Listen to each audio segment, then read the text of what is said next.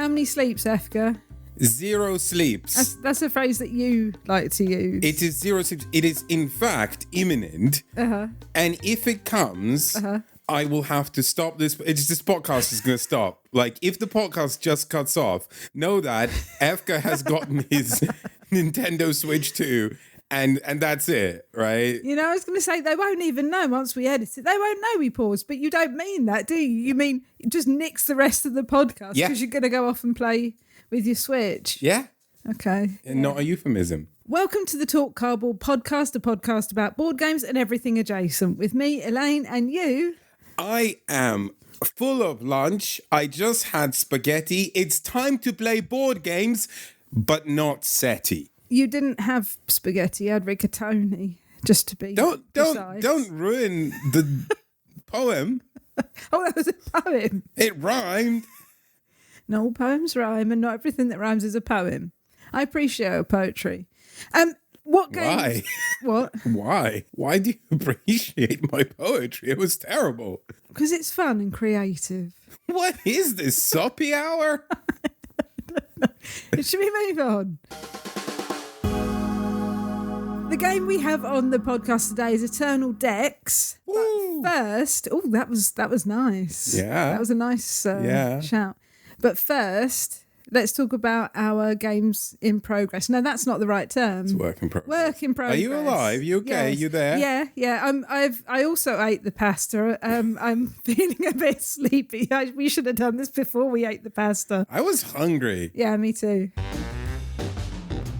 Elaine, I will take over for you. It's work in progress. We have 4 games in work in progress. Let's start with the first one, the one that we don't remember anything about because we played it a while ago. It's Barony, Royal Edition. So this is a game by Marc Andre, who will people recognize as the designer of Splendor. And I don't like Splendor. So I didn't have high hopes, but I kind of wanted to take a punt because I had some good buzz about Barony. So this is Barony Royal Edition from Grail Games or something like that. Yes. Yeah. And so this is a re-implementation of a 2017 game. I want to say 2017 was such a corker for board games. It's Barony. You can add that to the list. It's pretty good. Was it originally published by Grail Games? No. Z-Man, I think. Okay. Yeah. So this is very old school Euro game, Knizia style. It is. You know, like think Knizia, think Michael Schacht. You know, that kind of thing. Light games, lots of aggression. Very interactive. So this is this sort of like very abstract game where you have a map that's actually like not defined in terms of shape. Like it's just defined in volume of tiles, and the tiles are full of hexagons. The hexagons are different terrain. You build pieces on there, and that will give you resources, and the resources you can spend on victory points. But it's a very precise game, very mathematical game, because like there is this real tension between expansion and like advancement of victory points, and like where you place your pieces really matters. It's very precise. And there's always like upsides and downsides. So for example, you could use one of your knights as like a blocking figure, because 2 knights in one space, nothing can move into that space, right? But is that a waste of your knight because you only have so many knights? Because you spread out your knights, you can do a much more efficient action of upgrading them, because you can upgrade all knights simultaneously. So that's kind of nifty. Yeah. Or if you don't want to like hold those knights there, you can build towers, and the towers are great because again, nothing can go into that space, so it's kind of like a blocking space, so that's neat. But you only have 2 towers in the entire game, so that matters. Cities are where you deploy knights from, but you only have like 5 cities in total, so where you build them matters, and you build the first 3 at the start of the game already. So right, how did you feel about Barony? Because you like after we played, you had a pretty sort of like. I liked this game. I wasn't sure after we played it immediately whether I liked it or not. And then the more I thought about it, the more I liked it. Because it does seem like a very simple game. and it's not difficult to learn, and there's not loads of moving parts in it. You don't feel like you're spinning 15 different plates at the same time. But there is a lot of thought that has to go into exactly where and how you're placing pieces to get victory points. It feels like every move has upsides and downsides. And like when you get that in a game, that's pretty nifty, right? Like you're like, oh, okay. This isn't just like place a thing, get some points. It's more like, right, okay, if I do this, there's a very clear downside, but I want to do this. So that's already neat. I like that. But there's also space. This is the one thing I've noticed. The space for feints, like you can trick your opponent into like thinking, I'm going for this, but actually like a little bit of subterfuge. Yeah. So it's very tactical in a kind of like chess or go like way, where... Yeah, it is one of those sorts of games where... But especially because we played it 2-player, it very much felt like a head-to-head. There's a couple of expansions in this Royal Edition. We have not tried them yet, but I'm sure that we will because we enjoyed our first play, and we'll get back to it. What else did we play, Efka? I will tell you what we didn't play. We DNF'd a game, and this is all my fault. So, In the Shadows, what's the full title? In the Shadows. And then subtitle... Resistance in France? Something like that. And then I'm pretty sure there's a date. 1943 to 1944. So this is a game from GMT, and it's a 2-player only game. And I was quite... You were the one who wanted to try this. It looked very interesting. I really wanted to play it. So you play either as the French Resistance or as the Germans. Yeah. Well, that's the wrinkle, right? Because it's not just the Germans. Yes, you play as the milice as well. Yeah. So, there's already a nice layer to it, right? And it's asymmetric in that way. Like the two factions play differently, a head-to-head game. Okay, so this sounds really good. So I was like, what do I want to be? Of course, the Resistance, like the rebels, I just watched Andor season 2. Of course I want to be the rebels, right? We got into it, and so this isn't the game's fault. This is utterly my fault. It was a confluence of 3 things. One, I was feeling really rubbish that day, right? It was just not. It was not a good day for Efka to play board games. Second, part of this is maybe that I didn't enjoy some of the mechanisms, but the third part was that I picked the Resistance, and of course, naturally what the game wants to do is to simulate how absolutely miserable, hopeless, and helpless it is to be the Resistance. That is very evidently intentional, right? I felt like my actions had no impact whatsoever, right? I'm sure that they did, right? But the game is long because it goes over 9 rounds, right? And so you unless there is an instant win, yeah. Someone might put you out of your misery, So I felt like I had mechanisms that weren't very impactful, that I had to somehow like navigate into this like pretty hopeless, environment, and emerge victorious from that. It's just like, okay, I can get behind that maybe on a day when I'm not feeling utterly like pants, and that day I was feeling utterly like pants. So if any of those 3 things were not true, I think I would have very much played and maybe or enjoyed the game, right? But that day was not the right day. An Efka day. No, it was not an Efka day, so it was not the right day to play something that serious. So I very kindly asked you if we could DNF it, and which means do not finish for anyone that doesn't know. Did not. Oh yeah, did not finish. Yeah. You're right. Anyone who's on BookTube or BookTalk will know DNF, and if you're not, really? Yeah. Is that what it comes from? Yeah, okay. I think so. Yeah. Yeah, I explained the game to you, and I was explaining the game. I said, "There's not a real way for you to win. There's just a way for you not to lose," which isn't quite true, but I think that was the feeling that it gave to you. I mean, there is a way for it. There is a win condition, right? It's just.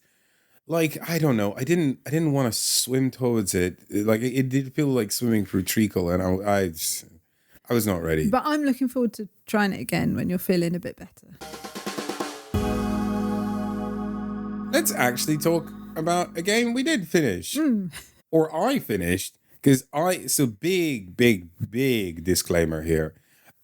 This is, we're talking about Emberleaf. It's a game designed by Frank West. Frank West is a friend of ours. It's very definitively, this designer and publisher is our friend. Yes. So everything we say has a huge amount of bias, right? So I played Frank's copy at UK Games Expo. I do have a copy that I've purchased that will appear anytime. It's, being dispatched right now from, for fulfillment. And I was looking forward to it, and I was not disappointed. This tickled like a good portion of my brain, but it also absolutely destroyed my brain, right? It was so overwhelming. This is a game that I was not ready for to be this crunchy, because it did not look this crunchy, but my God, was it crunchy. So,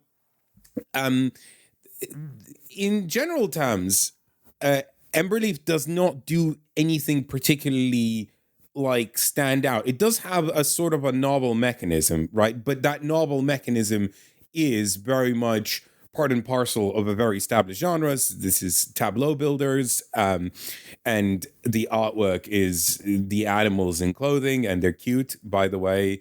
I mean, if you say so. Yeah, they are. They like, as the person in the household who is not averse to animals and clothing on an aesthetic level, I will. It's not an aesthetic level; it's a moral level. Okay.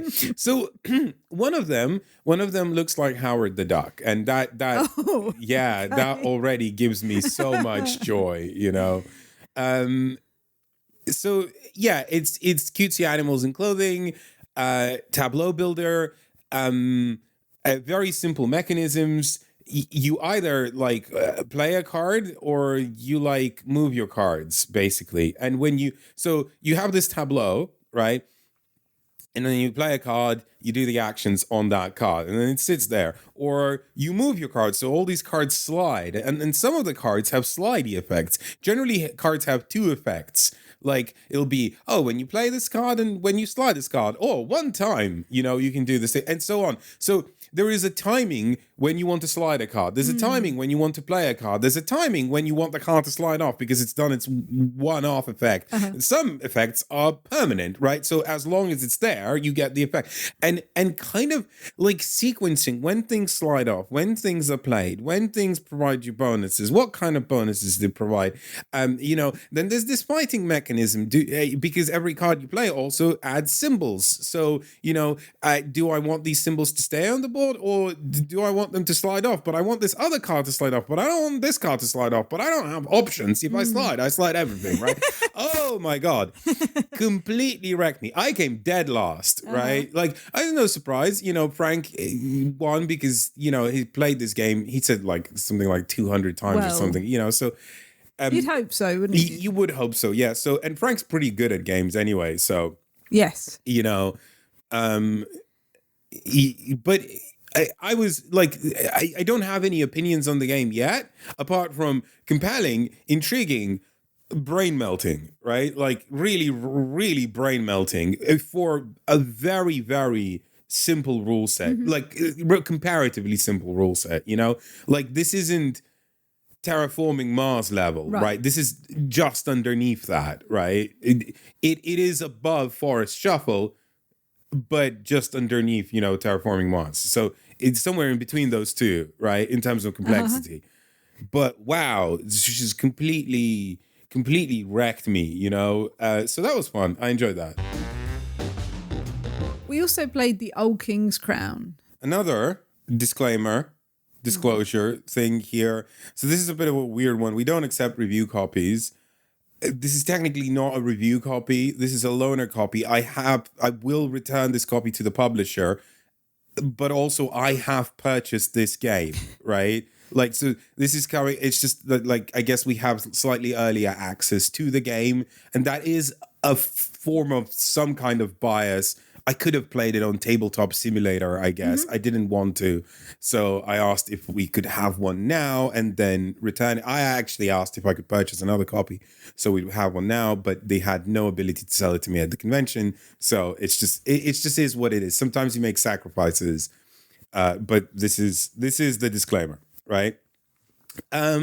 So I don't know about you, Elaine. I did not have, someone's going to combine citadels with root on my bingo card for 2025. But here we are.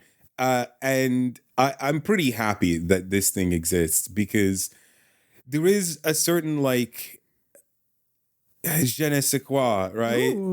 Right? About taking a genre that everyone felt like, well, okay, we plumbed the depths of this, how many more citadels and coups and love letters do we need? And suddenly you have this thing that really blooms because it's expansive and crunchy, and you have asymmetric factions, you have this big board, you have, the scope of the game is expanded way past citadel, right? But the core central mechanism is citadels. Everyone plays a card. They have values and or effects, and maybe effects. Sorry, not and or. And those effects could interact based on have you played this card yet? Oh, you played the assassin card. Oh, it's gone now. Okay, it's that kind of thing, right? I really enjoyed this. I had a lot of fun. I think it's a very clever design. The artwork is great as well. The artwork is super. If this was not work in progress, I would already be waxing so much about the motifs set up by the artwork, because the premise of this is the king has died. It's Succession, but in a fantasy world, right? Well, that's a fantasy world, no? What the TV show? Yeah. Well, it's based on Rupert Murdoch, so it's not that much fantasy. Yeah, fair. I think we would be talking a lot more about the artwork, but I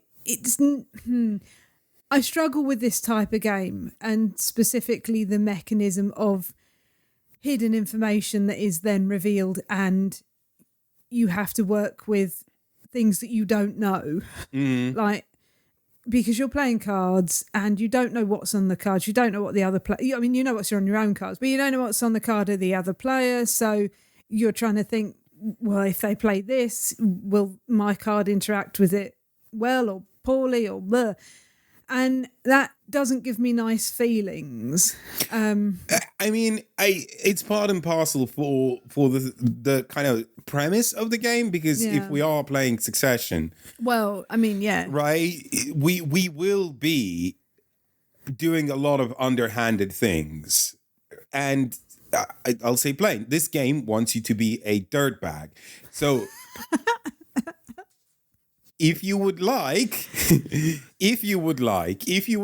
Board Game Dirtbag shirts are now on sale. There's a link in the description. If you want to show off your dirtbag. Yeah, right? Because, I know, someone said, oh, I'm not sure, someone left a comment on YouTube saying, I'm not sure that this is good. Do I want to associate it with people who self-identify as Board Game Dirtbags? Listen, we're all Board Game Dirtbags, right? We're all dirtbags when we play this game. Yeah, just embrace it, right?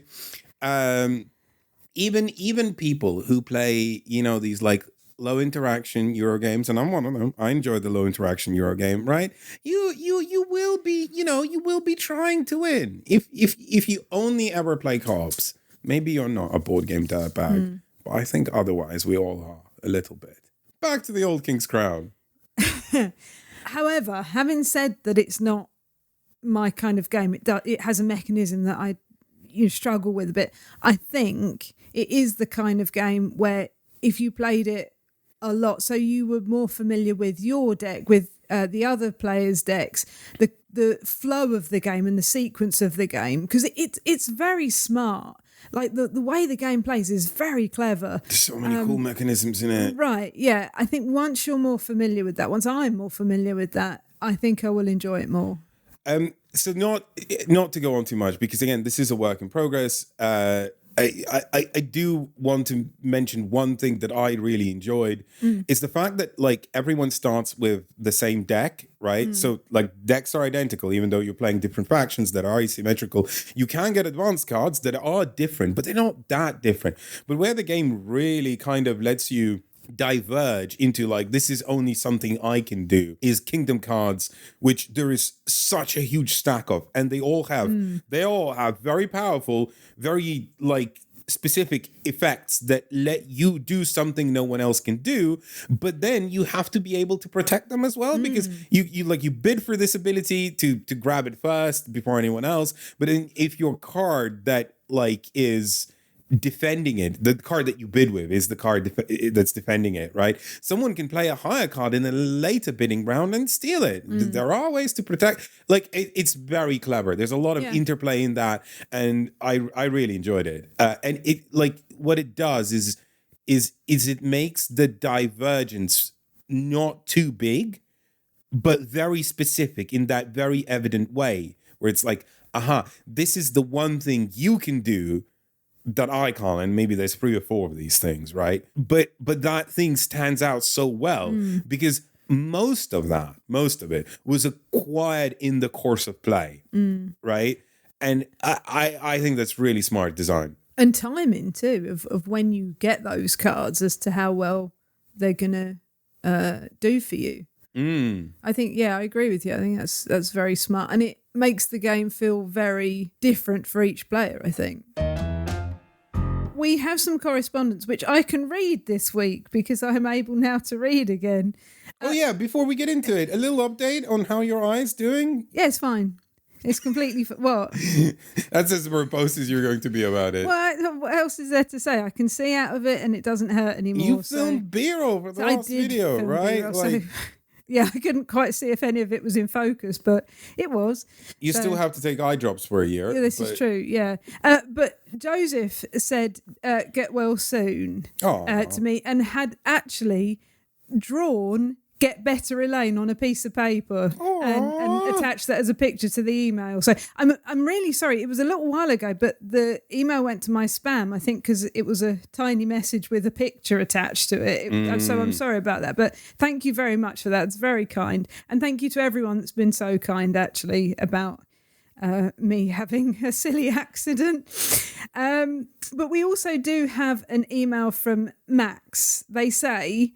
I very much enjoyed your discussion of Sunderfolk, which I'm not actively lobbying my family to join me in. I think they mean now, actively lobbying my family to join me in, because I think they want to play it anyway. But the reason I am writing is Efka's comment about not liking blueprints. As a fellow blueprints non-liker, I wanted to express my solidarity, but also ask what it is about the game that you dislike. For my part, given that it is narratively non-existent, its only appeal is as a puzzle, and in those terms, it is willfully cryptic and has no respect for the player's time. I'd be really interested to know your view, either on the pod or some other way. The puzzle nature of it is definitely not something that appeals to me. I like to sit with a puzzle. This does not let me sit with a puzzle. I'm a very visual learner, right? So for me, like if I write something down, it's not as useful as the ability to go back to it, right? And because the ability to go back to it is randomized, right? Or even in the same run, punitive, because you have to waste steps. It's just not how I like to engage with puzzles, right? So that for me is immediately like blueprints is a no-go. I think narratively actually is the one place where it does stand out and work, because I'm not sure I like the narrative, right? But discovering the narrative bits was definitely interesting, because it's like, oh, right, okay.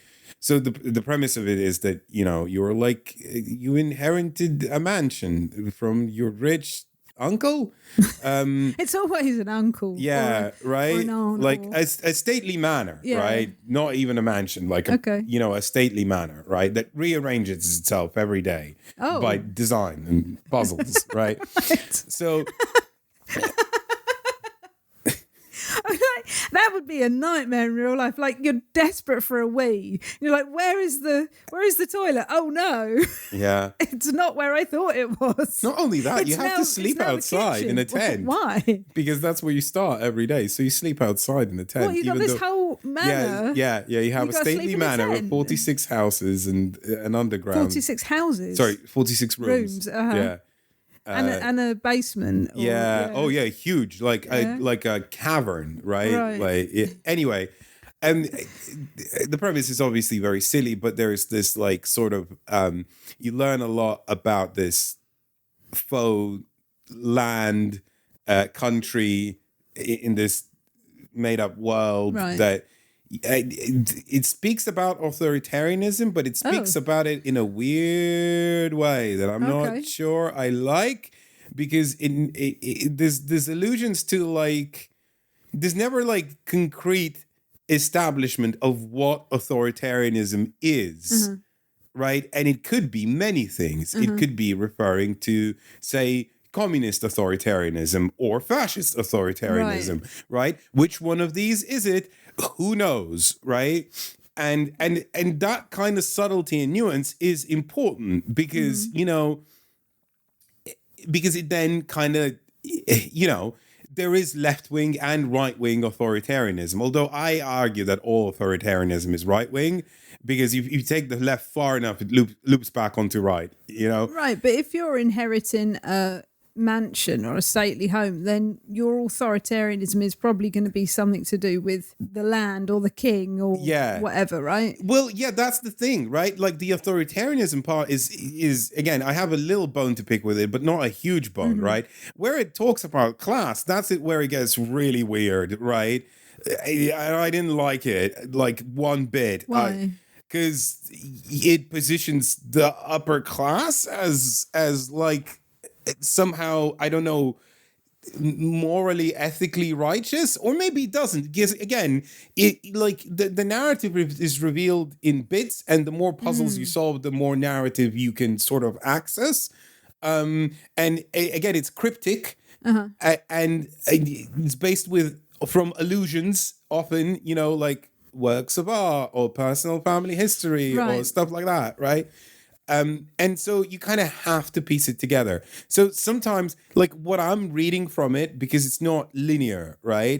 Could be like not the intended reading or whatever, or you discover something that subverts it later. Who knows? But the parts that I encountered in the order I encountered them made me feel I'm not sure that this is saying about class what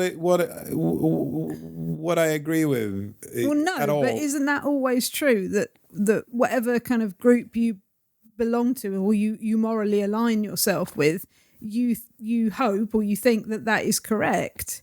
It's a bit like, when you're driving along and.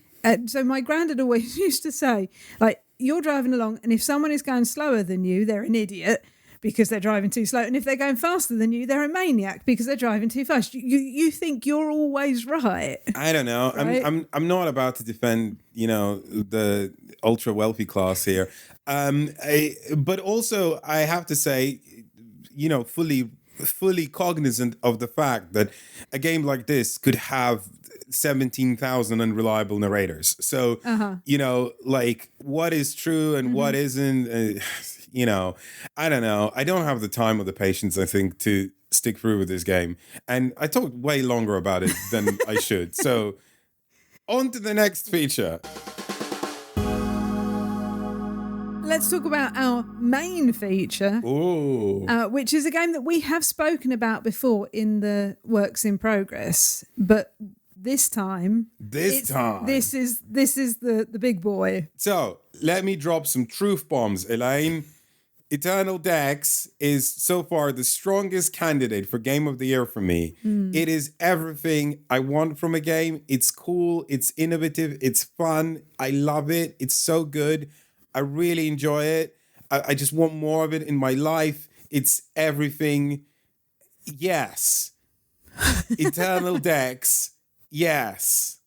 Why'd you like it so much? Oh, I don't know. It's just a lot of fun. It also feels like nothing else. So if you missed the work in progress sections in previous episodes, the gist of it is, it's kind of like if you took the crew and made it like big and more crunch, gamey parts. You're looking at me as if that's not enough of a description. Well, I mean, crunch gamey parts. It sounds a bit weird. We also played it at 4, which is something that we hadn't done before when we covered it on the Works in Progress. Yeah, we played it 3 times now at 4. Yeah, and we played through more of the scenarios. Yeah. So the premise of Eternal Decks is that you have a deck of cards. It starts from 1 to 5, right? It has 5 cards, 1, 2, 3, 4, 5, right?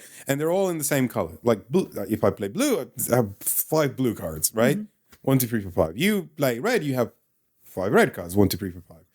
And you have this board that has 3 rows, and you play your cards into those rows one at a time, from left to right, into the next available slot. Every row has a set of conditions, right? So for all rows, you cannot play 2 cards that are the same color next to each other. You also cannot play 2 cards that are the same number next to each other. And then finally, each row will have okay, these cards have to ascend, or these cards have to descend. Or then there's the third row, which generally in scenario A will have changing conditions. So the first time you're filling that row up, it's like, oh, okay, as long as the numbers on the cards do not sit next to each other. As long as they're non-sequential. Yeah, non-sequential. Yeah. It's fine. So if you play 3, that's fine. 5 next, fine. 1 next, fine. But then 2 next, not fine, because 1, 2 is next to 2, right? So, or you could have a different condition, like they have to play in a specific color sequence. First green, then red, then, I'm doing this incorrectly, but there is a sequence, right? Yeah. And so that sounds pretty simple, right? Just play cards, right? Look, how hard can that be, right? Well, here's the problem. Once you play a card, you never get that card back, right? That card will be gone, right? And you only have 5 cards. Yeah, right. So the tricky part is trying to get more cards, which you can do by filling up rows. But the tricky part of that is, especially in a 4-player game, managing 4 people's hands, because it is cooperative. So you don't want anyone to run out of cards, because if they do, that's the end of the game for all of you. Game over, yeah. Game over. I liked it a lot at 4, though. And I like that, trying to get into, okay, who's got enough cards to not worry about this time? So, and have they got a card, has someone got a card that does need cards that can play last? Because the person that plays last in a row will get that extra deck of cards. Right? And then there's an extra added wrinkle, because it's like, oh, they just got a deck of cards. Cool. So they're fine. They have a deck of cards. Not quite as simple, because every time someone picks up a new deck of cards, first of all, those cards are not like the cards that were before. The numbers start going up to 9, and then colors all over start. The place. Yeah, the colors are all over the place. Some cards have 2 colors, and some cards have 2 of the same number. Yeah, some decks have 2 of the same number. Right? Yeah. And then on top of that, you have the Eternal, which now enters the board and imposes a global restriction. So, no one can play 1s anymore. Yeah. Right? You have some 1s, well, they're in your hand, and your hand is only 3 cards, right? So it's quite restricted to begin with, right?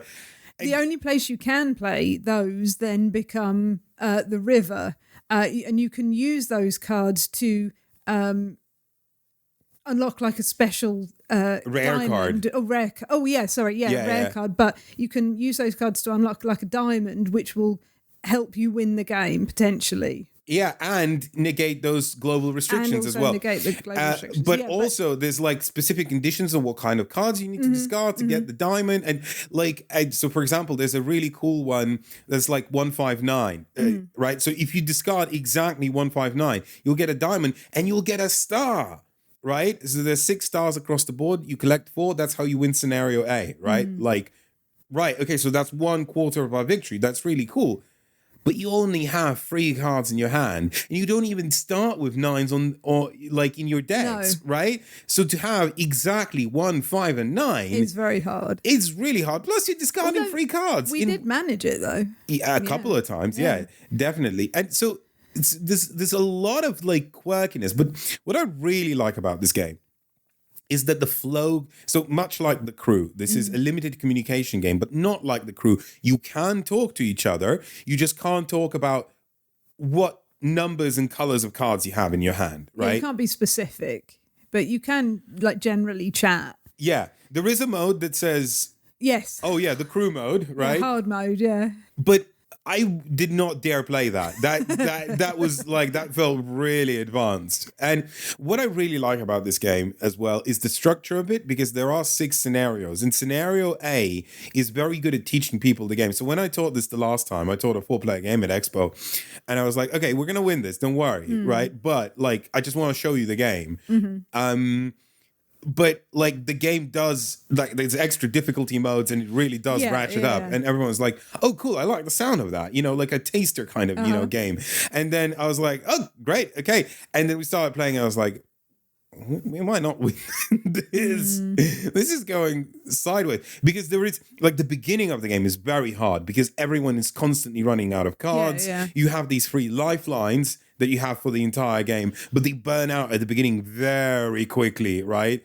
And you kind of don't want to use them, but like, you sometimes need to use them. And using them at the beginning of the game is often what you do, because you have so few cards, right? And then you don't necessarily need them as much later on, as long as you don't make big missteps, right? I mean, yeah. But here's the thing, right? So the game has this ebb and flow of like, it really crunches up and then it eases off, right? And then it crunches up again. It kind of sneaks up on you when you don't notice, because suddenly, oh, okay, everyone's got cards. We're fine for a bit. And suddenly he's like, wait, how many cards have you got? 2.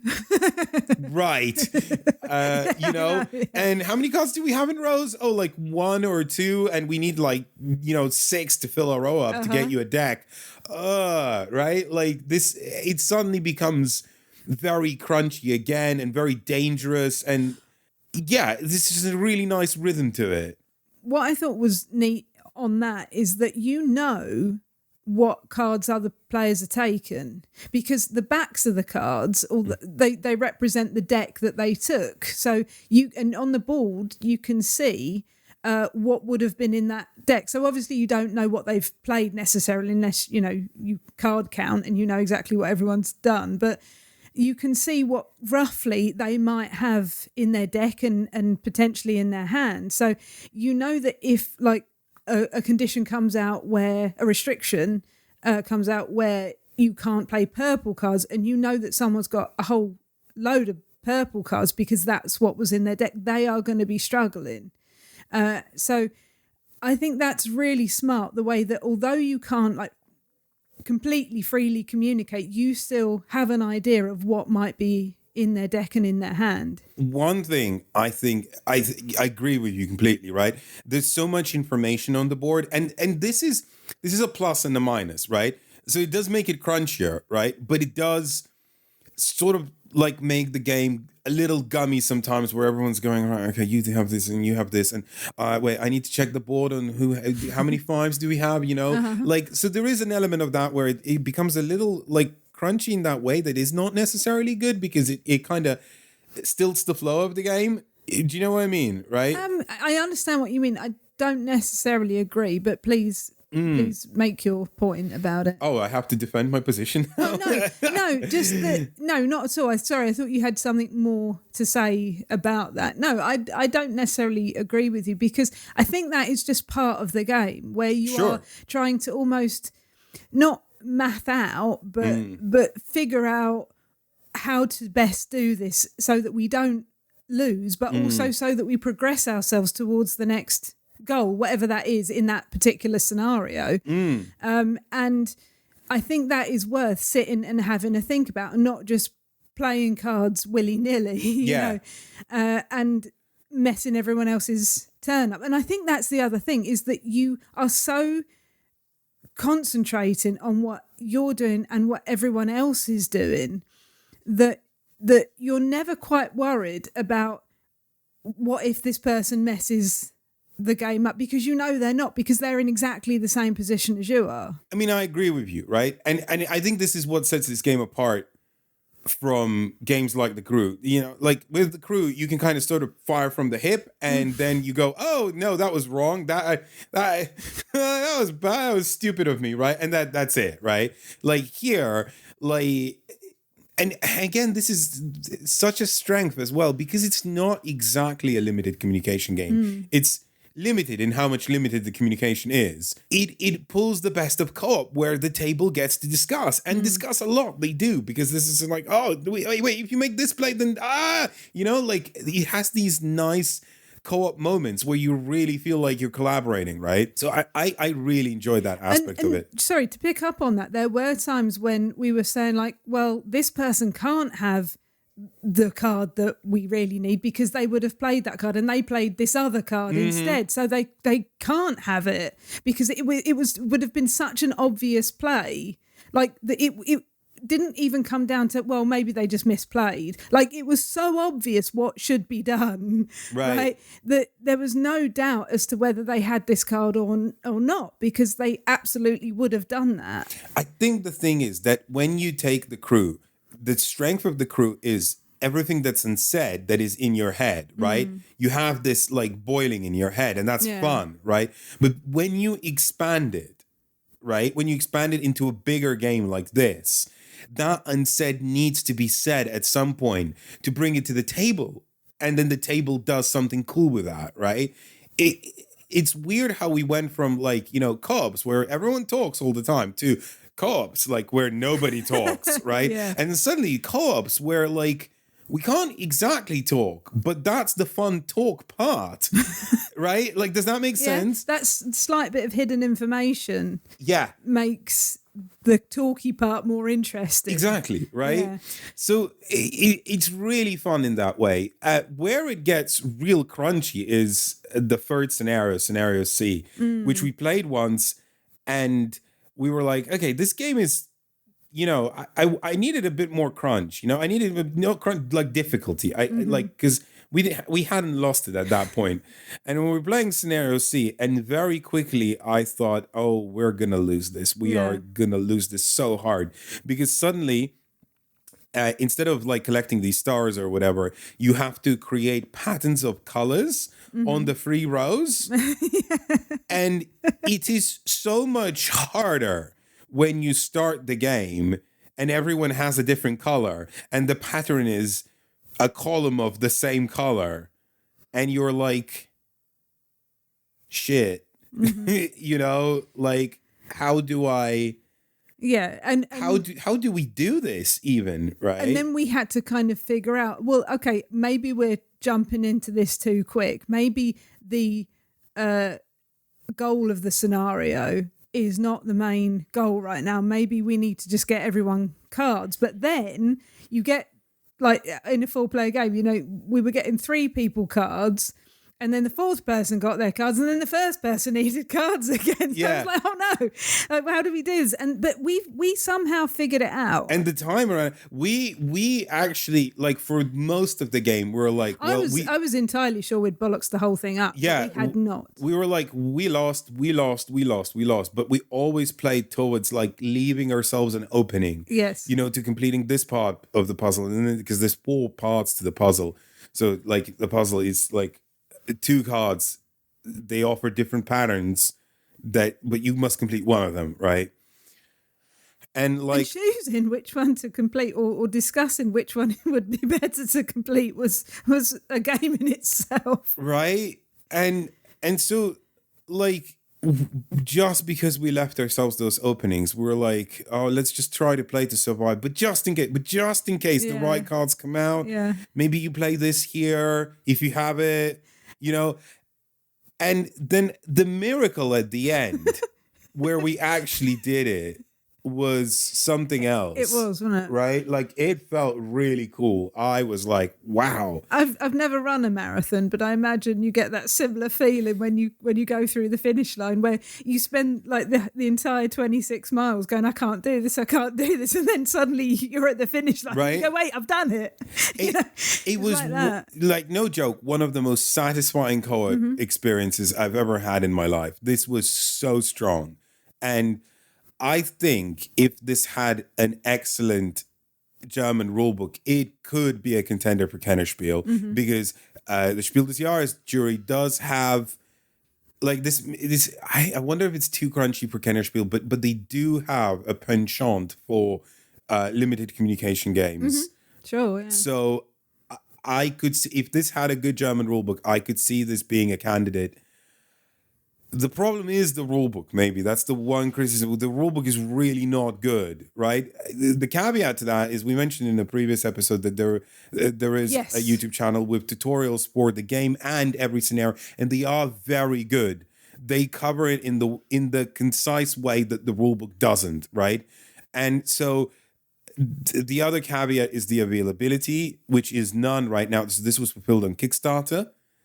And obviously there aren't copies available, but I know that there is a second Kickstarter coming in, I think, August, from Portland Games Collective. So watch out for that. The other thing that we didn't speak about is actually the artwork, which is maybe one of the most standout parts of the game, right? Sure. Yeah. Like, it's beautiful, beautiful cloth board, but also just the cover. Right? There's something about this cover where it's quite minimalist, because it's a flat sort of like plum color, right? Like light plum, right? And like it has these like black silhouettes on it, like various shapes of the Eternals that are in the game. And there is something about that cover that makes people go, oh, this looks different. I want to, like, every time I brought this box out, people are like, oh, I think minimalism right? does that. And also the fact you don't see purple on a cover of a box very often. Right? But it's not a screamy purple. It's like violet. Yeah. Like a Parma violet. That's the colour of it. It's not neon, right? And so there is that. But also then you take out the cloth board, which is just jet black, but with like these streaks of silver to define everything. It looks very stark and contrasty and really, really striking. It looks just great, I think. I think it went for the look that Kutna Horror was going for, but Kutna Horror, in my mind, did not achieve that look very well. This does. It just looks very, very neat. So it's cool, because it's the sort of game you bring out, people look at it and they go, oh yeah, this looks neat, I want to play it. And then you play it. I was like, whoa, this is really good. You know, I think once this second Kickstarter fulfills, I think this will be a game a lot of people are talking about, because it is like nothing I've ever played, but it has touches of the familiar to it, right? I do wish the art didn't use red, blue, green and yellow, because it does matter. You need to be able to tell those colours apart. Agreed. Especially when you're trying to make the puzzles, because you need to know what colour cards you need to have. And I don't know why they chose those colours, really.